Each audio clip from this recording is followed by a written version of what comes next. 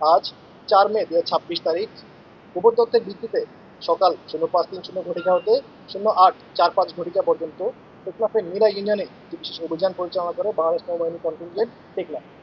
অভিযান চলাকালে টেকনাফ উপজেলার নীলা ইউনিয়নের আলীখালীর একটি ভাটা ও তৎসংলগ্ন এলাকার তল্লাশি কার্যক্রম পরিচালনা করা।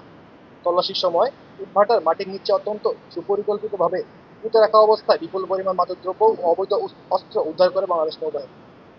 উদ্ধারকৃত মালামালের মধ্যে রয়েছে প্রায় 25 কোটি টাকা মূল্যের 5 কেজি ক্রিস্টাল মিট এবং প্রায় 5 কোটি টাকা মূল্যের 1 লক্ষ পিস ইয়াবা। এ সময় 2টি বিদেশি পিস্তল, 2টি ম্যাগাজিন এবং 4 রাউন্ড তাজা গোলাবারুদ উদ্ধার করা হয়। পরবর্তীতে একই এলাকা হতে একাধিক মাদক ও অস্ত্র মামলার গ্রেফতারি পরোয়ানাভুক্ত আসামি নুরুল কবিরকে আটক করা হয়। উদ্ধারকৃত মাদকদ্রব্য, অস্ত্র ও গোলাবারুদ সংক্রান্ত বিষয়ে প্রয়োজনীয় আইনানুগ কার্যক্রম প্রক্রিয়াধীন রয়েছে। আটককৃত আসামিকে পরবর্তী আইনগত ব্যবস্থা গ্রহণের জন্য টেকনাফ থানা পুলিশের নিকট হস্তান্তর করা হয়েছে।